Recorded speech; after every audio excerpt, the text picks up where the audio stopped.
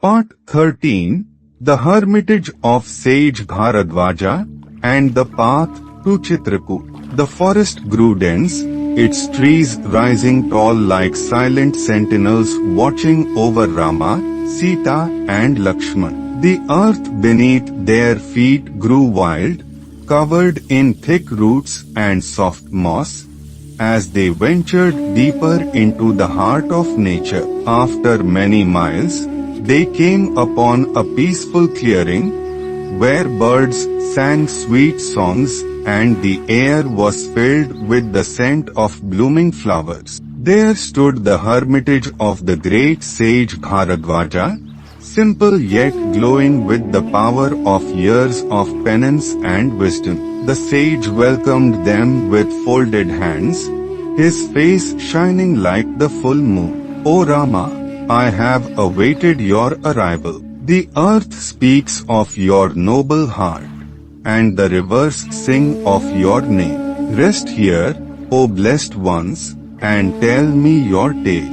Rama, humble as always, bowed low. O great sage, we come as guests of the forest, seeking your blessing. We walk this path to fulfill a promise, to uphold dharma. Sage Bharadwaja smiled, his eyes filled with pride. You are the very soul of dharma, Rama. The gods themselves watch over you. He offered them fruits, roots, and cool water from the river. Sita, weary from the journey, found peace in the gentle air of the ashram. The sage spoke softly, beyond these woods lies Chitrakoot, a land of great beauty, where rivers sing and mountains rise like dreams. Go there, O Rama, and make your home. The forest shall embrace you, and the sky shall watch over you. Rama, Lakshman, and Sita thanked the sage with reverence.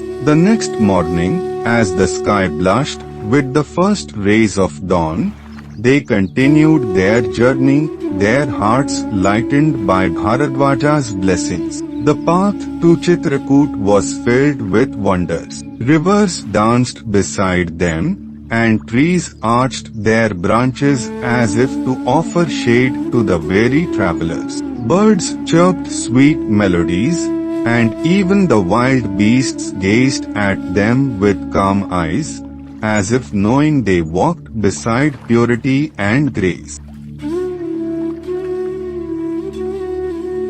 At last, they reached the sacred land of Chitrakoot, where the hills touched the sky and the rivers whispered secrets to the trees. The mountains stood tall and proud, clothed in green, while the waters of the Mandakini flowed clear and pure. There, Lakshman, with loving hands, built a humble hut from bamboo and leaves, simple yet filled with warmth.